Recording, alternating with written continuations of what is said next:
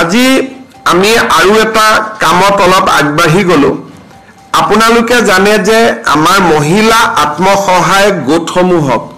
আমি সদস্যসকলক 10,000 টকাকৈ দিয়াৰ এটা প্ৰতিশ্ৰুতি দিছিলো লাখপতি বাইদেউ আৰু মুখ্যমন্ত্ৰীৰ আত্মনিৰ্ভৰ অসম অভিযান যাৰ জৰিয়তে এতিয়া ইন্টাৰভিউ চলি আছে আমি ডেকা লৰাসকলক 2 লাখ টকাকৈ দুটা ইনষ্টলমেন্টত ধন আগবঢ়াম এই লাখপতি বাইদেউ কোন সমষ্টিত কেতিয়া পাব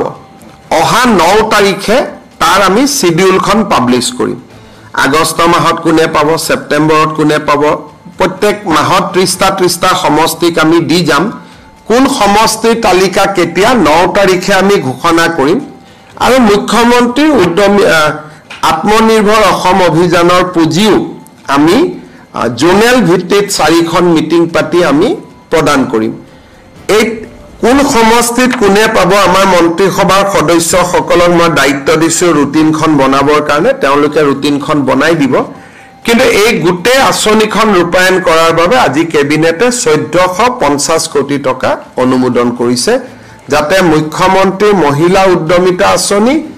আৰু মুখ্যমন্ত্ৰীৰ আত্মনিৰ্ভৰ অসম অভিযান আমি ৰূপায়ণ কৰিব পাৰো 3000 কোটি টকা যোৱা বছৰে অনুমোদন দিয়া হৈছিল গতিকে সৰ্বমুঠ 4500 কোটি টকাৰে